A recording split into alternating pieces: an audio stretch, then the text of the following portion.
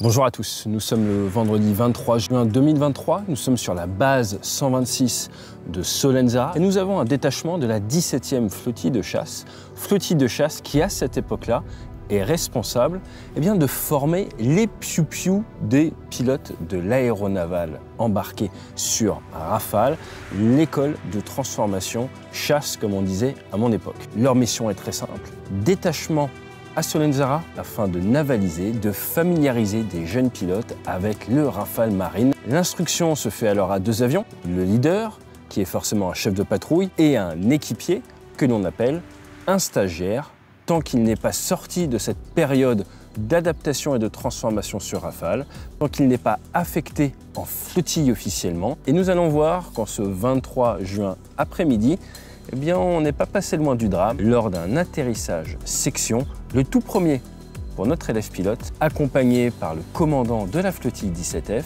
que je salue, qui accessoirement m'avait remis mon sabre quand j'étais élève à Méridian aux États-Unis. Et nous allons voir en quoi cet événement est riche en enseignements, que ce soit pour l'élève ou pour l'instructeur. Et juste avant d'attaquer, je voudrais vous présenter notre partenaire du jour que vous connaissez, qui est Incogni.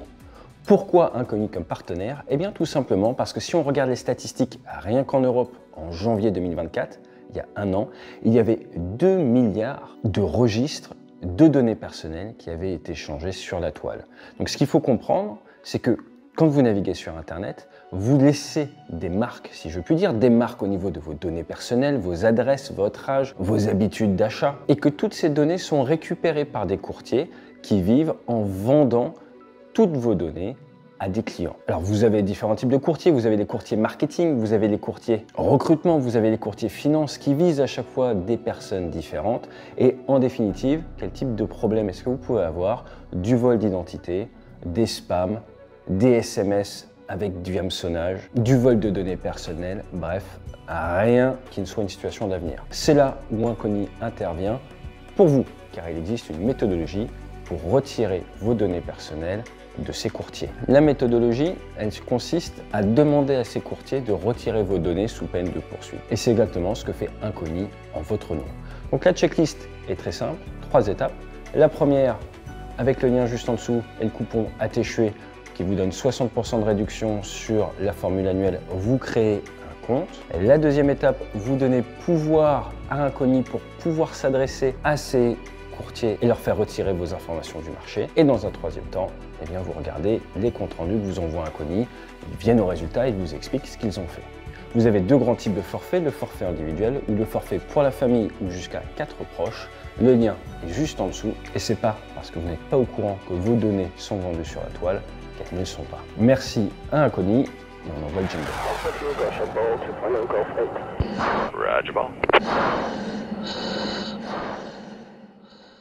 Alors un tout petit peu de contexte. La BA-126, son petit nom, ça a été l'USS Corsica. Pourquoi? Parce que lors de la Seconde Guerre mondiale, à partir de 1944, les Américains y installent un terrain avec la 12e US Air Force afin d'appuyer le débarquement de Provence qui a eu lieu le 15 août 1944. Ensuite, il y a eu un grand programme avec un total de 4 bases de l'OTAN qui avaient vocation à entraîner les différents membres et nations. Et en 1956 a été lancée la construction de ce que l'on connaît maintenant comme étant la base de Zara. Et c'est une base de référence pour faire les exercices de tir au sein de l'OTAN. Alors il y a toujours eu des avions basés, mais pas grand-chose, car en fait, ce sont des unités qui viennent en détachement pour quelques semaines. En 64, on a eu du Flamand et du H-34 qui étaient basés. En 72, du Brossard et de l'Alouette 3, puis du Nord de 6-2. Et ensuite, ça a servi de porte-avions lors des opérations de Bosnie en 93, du Kosovo en 99, avec les Tornados de la Royal Air Force qui étaient basés, et forcément en Libye en 2011, où il y avait en moyenne une vingtaine de chasseurs et 8 à 14 missions qui partaient par jour de cette base. Pour la petite histoire, cette base s'appelle Preciosi, du nom d'un aviateur du Normandie-Niemen, mort en service aérien commandé le 28 juillet 1943 en Russie. Il avait rejoint le groupe de chasse 1, avait combattu en Égypte, avait combattu en Libye, avait 28 ans au moment de sa disparition, mais avait déjà été abattu en 1941 au-dessus de l'Afrique à bord de son Hunter. Et la légende dit que ce serait peut-être le père de Moammar Kadhafi, né un petit peu plus de 9 mois après que Preciosi fut récupéré par des bédouins et entretienne une relation avec une certaine bédouine. On n'est pas là pour faire dans le drama, mais si cette histoire est vraie, c'est quand même assez incroyable que la base qui a servi à faire tomber un régime porte le nom du père. Nos pilotes du jour, c'est le leader, 40 ans, 17e flottille, chef de dispositif, c'est encore au-dessus du chef de patrouille et il a 2500 heures de vol, dont 1000 heures de rafale. Pourquoi? Eh bien parce qu'il a fait du super étendard, après il a fait du F-18 en échange et après derrière, il a fait du rafale. Petit point à remarquer, et le BEA ne va pas trop dessus derrière, il a également volé le matin et je vous rappelle, nous sommes le vendredi après-midi. Son équipier a 26 ans. Vous remarquerez que de nos jours, les jeunes pilotes arrivent sur Rafale beaucoup plus vieux qu'est-ce que ça pouvait être le cas il y a encore 10 ou 20, 30 ans. Il a 413 heures de vol, mais n'a que 8 heures de Rafale. Il est sorti de la section marine école de Méridian, donc la formation aux États-Unis, où nous formons nos pilotes de chasse embarqués, environ 8 à 10 par an là-bas, en 2022, et nous ne savons pas s'il est passé par Saint-Dizier. De ce que je comprends au niveau du rapport, il semblerait qu'il ne soit pas passé par Saint-Dizier. Pourquoi je vous parle de ça ? Nous avons en gros 2 cursus qui existent. Vous partez aux États-Unis, vous faites votre formation, vous volez sur T-45, vous êtes breveté pilote de chasse américain. Là, ça y est, sur le papier, vous êtes chasseur, mais en fait, vous ne savez rien faire. Vous revenez en France, et soit vous partez dans l'armée de l'air et de l'espace, sur la base de Saint-Dizier, vous allez faire votre cours au sol, ce qu'on appelle l'ITIS ou l'ACIT, pour toute l'instruction théorique du Rafale, et après derrière, des simulateurs, et vous allez voler sur des Rafales B, des Rafales biplace, jusqu'à votre lâcher solo, et pouvoir progresser sur un cursus qui dure, ça dépend, 60 à 100 heures de vol, on va dire, et du simulateur. Une fois que vous avez terminé votre cursus avec l'armée de l'air, une petite année, vous repartez dans la marine, où vous êtes navalisé. On vous explique un petit peu comment on fait les choses dans la marine, c'est légèrement différent, nos procédures sont un petit peu différentes, et après vous êtes affecté en unité en tant qu'équipier à l'entraînement. L'autre cursus, c'est du Rafale marine ab initio, si je puis dire. Vous revenez des US, vous avez volé sur T-45, vous êtes habitué à avoir un instructeur, et là, tout de suite, vous faites du monoplace. Alors, pas tout de suite. 1, cours au sol. 2, un minimum 10 simulateurs tous notés, vous allez en faire en plus pour vous entraîner, ou dans les premiers simulateurs, vous allez prendre en main la machine, et rapidement, vous allez avoir plein de pannes en permanence, et ensuite, derrière, vous allez être lâché solo directement. Alors juste avant, vous ferez une mise en route, un roulage, une accélération-arrêt pour vous familiariser avec la mise en route de l'avion. Et le lendemain, c'est parti, vous partez, vous décollez, accompagné par votre leader, vous allez passer le mur du son, vous allez faire un peu de patrouille serrée, et s'il y a une panne, il faut la gérer en grand garçon, en grande fille. Il n'est pas impossible que notre pilote soit issu de ce cursus. À partir de là, vous doutez bien que le passage du T-45 au Rafale pique un peu. Personnellement, j'étais passé du T-45 au super étendard, ça piquait un peu, et après quand j'ai fait du super étendard au Rafale, j'ai fait que du monoplace en Rafale, et ben, ça m'a quand même surpris. Le Rafale, surtout léger, ce jour-là il a décollé à 15 tonnes 2, il n'avait que le plat en interne, ça pousse, ça arrache, c'est puissant. Toujours est-il, la 17F est en détachement pour 3 semaines. Point notable, quand vous êtes jeune pilote, vous devez normalement alterner simulateur et vol réel. Quand on est en détachement, à Solenzara, il n'y a pas de simulateur. Donc les simulateurs ont dû être faits par anticipation ou alors il y a une dérogation pour que certains simus soient faits en vol. Forcément, pour de l'école de base, ce n'est pas sans mettre des pressions pédagogiques et de la complexité supplémentaire à la fois pour les stagiaires mais également pour les instructeurs. C'est le 6e vol pour notre stagiaire, son 3e à Zara. Ça veut dire qu'il est revenu en France, il a peut-être fait un peu de Falcon 10 pour s'habituer, mais il a fait 3 vols à l'Andivisio et pouf, on le change complètement d'environnement. On le met à Solenzara et ça va être son 3e. Il n'a pas pu faire d'atterrissage section le coup d'avant et il part sur un vol dit de manœuvre. Il va faire des éclatements rassemblements, c'est-à-dire qu'on vole en patrouille, on se sépare, on se rassemble, en patrouille serrée ou on se rallie en manœuvre. La patrouille serrée, vous êtes à moins de 1,50 m, 2 mètres de notre avion. La manœuvre, vous êtes à environ 150 mètres. La surveillance, vous êtes à environ 1,8 km. Il va falloir apprendre à bien tenir son poste, c'est ce qu'on attend d'un jeune équipier au début. Notre pilote doit également faire un atterrissage avec une panne de CTH, de collimateur tête haute. Donc il va devoir réduire la visibilité de sa visualisation tête haute, s'entraîner à poser l'avion, remettre les gaz, et après rejoindre, rassembler son leader qui l'attend à l'est, au-dessus de la mer. Ils vont venir ensemble pour faire une approche section. L'approche section est utile pour réduire le temps nécessaire à récupérer beaucoup d'avions sur une piste. Vous les récupérez 2 par 2, mais également en cas de mauvais temps ou en cas de panne, vous pouvez accompagner un avion en bon état, vous lui faites confiance et il va vous ramener, un peu comme au début de Top Gun, quand on voit que Cougar a des soucis, il est ramené en section par son équipier. Almost there.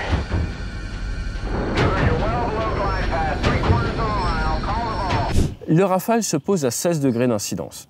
Au moment où vous devez laisser votre équipier prendre en charge son atterrissage, vous allez lui dire 2, à toi pour l'atterrissage, et vous annoncez votre vitesse et votre incidence. À ce moment-là, le leader doit prendre une incidence à 14 degrés, plus faible que le 2, pour créer de la séparation entre le leader et le 2 et permettre l'atterrissage. Le leader va être le premier à se poser et va se poser sur sa demi-bande sous le vent. Le 2 va se poser en deuxième sur la demi-bande au vent afin d'éviter tout phénomène lié aux turbulences de sillage. Une fois que notre 2 est posé, celui-ci doit normalement commencer à freiner. Sur Rafale, vous avez des freins en carbone. Vous voulez faire un freinage le plus souple et continu possible. Alors ce qu'il faut savoir sur nos freins, c'est qu'il y a 2 circuits hydrauliques pour chaque frein. Mais c'est des commandes électriques qui sont situées au bout du palonnier, sur la partie supérieure du palonnier. Vous avez forcément un antidérapage et un anti-blocage disponible, ce qu'on appelle un anti-skid au niveau du freinage. Et ce qu'il faut savoir également, c'est que vous avez une contrôlabilité sur votre avion, soit par la dérive, en gros au-dessus de 70 nœuds, soit par la roulette avant, généralement en dessous de 70 nœuds. On a ce qu'on appelle la DIRAV, ou le nose wheel steering en anglais, qui permet de beaucoup faire bouger votre roulette avant. Ça, il faut l'enclencher pour pouvoir notamment bien s'aligner avec la catapulte. Alors, qu'est-ce qui se passe? L'approche se passe plutôt bien. Notre jeune est forcément un petit peu tendu, il a une respiration qui est assez forte, de l'ordre de 30 respirations par minute. À 300 pieds, 100 mètres sol, assez tôt, le leader libère son 2 mais ne fait pas la phraseo complète. Il va lui dire 2 à toi pour l'atterrissage sans lui répéter la vitesse, sans lui répéter l'incidence. Le 2 va se poser à 116 nœuds et venir poser la roulette de nez à 92 nœuds après un freinage aérodynamique. Le leader de son côté va avoir 125 nœuds, posera à 97 nœuds sa roulette de nez. Le leader va alors commencer à freiner de manière virile. Il faut freiner entre moins 0,2 et moins 0,3 G. Il va faire moins 0,35 G. Mais attention, notre 2, en fait, il s'est posé 1 seconde avant le leader. Et lui, il va mettre 3 coups de frein. Il va mettre un coup de frein à moins 0,26 G, un à moins 0,28, un à moins 0,31. Là où, vous le savez, il fallait faire normalement un freinage continu. Mais il n'a pas beaucoup d'expérience. Alors qu'il met ses coups de frein, il sent que ça part vers la gauche, alors il vient mettre du palonnier à fond à droite, et grâce à la dérive, il arrive à maintenir quand même son axe. Peut-être pour ça qu'il relâche d'ailleurs, il est gêné. Sauf qu'en dessous de 70 nœuds, eh bien, la dérive ne l'aide plus trop à gagner le contrôle. Et lorsqu'il vient mettre son 4e coup de frein, eh bien là, l'avion, il part à gauche. Il part à gauche de l'ordre de 10 degrés, c'est quand même beaucoup. Il met alors tout de suite en butée droite, petit bug, hop, il met un petit coup de gaz, mais il réduit de suite. Et alors qu'il continue de se battre avec son avion, 12 secondes après la première embardée, et là c'est la deuxième. Et la deuxième, elle a lieu à 47 nœuds avec une décélération de moins 0,2. Problème, il prend 22 degrés vers la gauche. Et alors qu'il était à droite, là il est clairement à gauche, il est en train de partir dans le décor. Il a un cap 335, la piste elle a un cap nord. Notre jeune pilote, il est debout sur les freins, il essaie de faire ce qu'il peut, mais il a les petits pieds. Il chausse du 41. Alors qu'au moment du posé, les séparations par rapport au leader étaient quasi nulles, cette séparation a augmenté jusqu'à atteindre 90 mètres. Et là, du coup, le 2 est en train de rattraper le leader jusqu'à passer à 10 mètres en position latérale et 2 mètres en position horizontale avec une vitesse de rapprochement de 5 mètres par seconde. Un Rafale, ça fait 10,8 mètres de large. Donc il est vraiment pas passé loin. Et la raison pour laquelle ils ne sont pas percutés, c'est parce que le 2 a eu la présence d'esprit de dire à son leader de partir à droite de manière à l'éviter tout simplement. Notre équipier qui en finale était à 30 respirations par minute passe à 18 respirations par minute au moment du posé, il commence à se descendre et quand les soucis arrivent, hop, il repart en hyperventilation à 30 respirations par minute. Par comparaison, le leader, lui, il a 10 respirations par minute. Au final, notre équipier, il a sa roue gauche qui sort un petit peu de la piste, qui passe à 27 cm du balisage de la lumière de piste. Il finit sur la bretelle Charlie où le leader voulait aller, donc heureusement que le 2 lui a dit de ne pas y aller. Le leader lui annonce de tout couper et de sortir. Il pense qu'il y a un éclatement au niveau du pneumatique. Alors tout ça a lieu à 16h02 et l'inspection de piste est donc enclenchée à 16h05. L'inspection de piste est terminée à 16h07 pour s'assurer qu'il n'y ait pas de morceaux de FOD, comme on dit, sur la piste qui puisse gêner. La piste est bonne. l'autre patrouille vient se poser alors que le Rafale a effectivement dégagé de la piste mais n'a pas passé de la séparation de piste. Donc là, entre militaires, on a le droit de se poser alors qu'il y a une autre patrouille encore présente sur la piste, ça ne pose pas vraiment de soucis. Avec un avion de ligne, ça aurait été plus compliqué, il faut vraiment séparer la piste. Donc pour poser un autre avion de la marine, ça ne pose pas de soucis. C'eût été une piste civile, avec votre Rafale qui est du mauvais côté de la ligne au niveau de la bretelle d'accès, eh ben, vous ne pouvez pas poser les avions en toute légalité. Les pompiers vont relever que le frein gauche est à 250 degrés, là où le frein droit est à 50 degrés. Tous les systèmes vont être analysés et le train va bien, les freins vont bien. Le problème vient des pieds du pilote. En effet, celui-ci, comme on vous l'a dit tout à l'heure, a des petits pieds et il semblerait qu'il ait plus freiné à gauche qu'à droite. Pour faire simple, que le problème venait de sa méthode de freinage. Jusqu'à présent, il n'avait pas fait d'atterrissage section, il avait pu tranquillement se poser sans avoir à faire attention à quelqu'un d'autre. Là, forcément, son scan visuel n'est pas le même, sa charge de travail n'est pas la même. Quand vous commencez à voler à quelques mètres d'un autre avion et que vous vous posez en section, le moindre petit écart de procédure peut être tragique. Au final, c'est ce qu'on appelle un LOC-G, un Loss of Control on the Ground, une perte de contrôle sur le sol, avec un RE, une Runway Excursion, une sortie de piste. Le bureau d'enquête analyse étatique vient attirer l'attention sur plusieurs points. Le premier point étant celui du fait que la standardisation en termes de phraséologie n'est pas la même entre ce qui se fait dans l'armée de l'air et de l'espace et ce qui se fait dans la marine. Les procédures en cas de posée section ne sont pas tout à fait les mêmes. Il ne faut pas oublier que dans la marine, on a plutôt tendance à faire des posées sur porte-avions normalement. L'autre point, mais celui-là n'est pas relevé, c'est pour moi celui de la fatigue du leader. Deuxième vol de la journée, chef d'unité, forcément très forte activité. En plus, voler avec des jeunes qui ont très peu d'expérience nécessite beaucoup de temps pour bien les briefer, s'assurer qu'ils sont parfaitement alignés. On est vendredi après-midi, ça paraît être un vol de routine, ça se passe bien avec le jeune. On peut avoir tendance à un peu moins être vigilant et surtout, on peut avoir tendance à se dire « ça y est, on est posé, c'est terminé ». Là où en fait, c'est le premier atterrissage section et cela a ses dangers. Il ne faut pas oublier que les commandants d'unité gèrent en fait une PME de 200 personnes. Ils ont une énorme charge managériale, une énorme charge de travail. Et à l'heure actuelle, on ne peut pas dire qu'on soit trop staffé dans les forces françaises, ce qui veut dire que la charge de travail des officiers, mais à tous les niveaux c'est vrai, est extrêmement élevée, surtout d'un point de vue administratif. Donc la bande passante disponible pour faire le vol derrière, elle est ce qu'elle est. Et le vendredi en fin de journée, on n'est peut-être pas forcément au meilleur de sa forme. Le compte-rendu préconise à la marine d'étudier la progressivité de la formation. Au-delà de ça, le gros challenge dans la formation d'un pilote, c'est de réussir à lui délivrer la bonne quantité d'informations théoriques et de réussir à lui délivrer une quantité d'informations théoriques qui soit en adéquation avec sa capacité à assimiler. Ce qu'on va rechercher chez un jeune pilote, c'est une capacité à assimiler extrêmement rapidement une très grosse quantité d'informations. C'est très dur. Pourquoi est-ce qu'on demande ça? Eh bien parce que l'heure de vol coûte très cher et on a besoin que chaque heure crée un maximum de valeur. Les cursus actuellement utilisés sont le fruit du retour d'expérience de dizaines d'années de formation. Les premiers ab initio Rafale, ça commence à remonter, c'était un tout petit peu avant que moi j'arrive, donc on est en train de parler des années 2008-2010 à peu près. Mais nos cursus sont en constante évolution. Le gros talent d'Achille des écoles de formation petit volume, comme celle de l'aéronavale, ça peut être le manque de standardisation, là où aux États-Unis, vous allez avoir des computer-based training ou alors des formateurs externes, contracteurs, qui vont venir et qui vont s'assurer que tout le monde ait eu exactement les mêmes formations au simulateur ou en cours théorique, avec exactement la même version. Quand vous commencez à faire une partie de la formation à Cognac ou à Marsan, après quelques jours ou quelques mois à Landivisio, 2 simus, 3 simus, 4 simus, ensuite vous partez à Zara, eh bien, il y a beaucoup de changements, beaucoup d'interruptions de tâches et on sait que d'un point de vue pédagogique, ça peut rendre les choses extrêmement compliquées. Ce qui m'avait beaucoup marqué aux États-Unis, même sur la formation 737 MAX, c'est l'ultra-standardisation dont font preuve les Américains. Le pilote d'ailleurs en question en sait quelque chose, il a été instructeur là-bas. Ce qu'on a tendance à vouloir rechercher dans l'aérien, c'est un niveau de standard. Pour cela, il faut mettre tout à disposition des élèves pour qu'ils puissent s'aligner à ce standard. Ça prend beaucoup d'énergie, beaucoup de temps, un excellent chef de l'instruction. Et la réalité des unités, c'est que vous êtes toujours en train de devoir faire avec une équation autour des moyens disponibles, des créneaux de vol, de la météo, et ce qui est assez facile en théorie est beaucoup plus complexe à mettre en œuvre au quotidien. De manière générale, si on regarde la formation initiale des jeunes pilotes sur Rafale, dans la marine, on en avait déjà eu un gag avec un pilote qui avait confondu le vide-vite et le largage des bidons. Ça nous avait amené à la perte de 2 bidons en vol, heureusement sans faire de dégâts au sol. Là encore, c'était avec le commandant d'unité. De mon côté, lors de la formation, J'avais failli mourir sur une barrique A4 avec mon commandant d'unité alors que j'étais stagiaire. Il était très fatigué de travailler le concours de l'école de guerre en plus de toutes ses fonctions à côté. Plus récemment, dans l'armée de l'air et de l'espace, il y a eu une collision en vol lors de la formation des jeunes pilotes. Les vols avec les jeunes pilotes sont forcément des vols à risque. Plus votre fonction managériale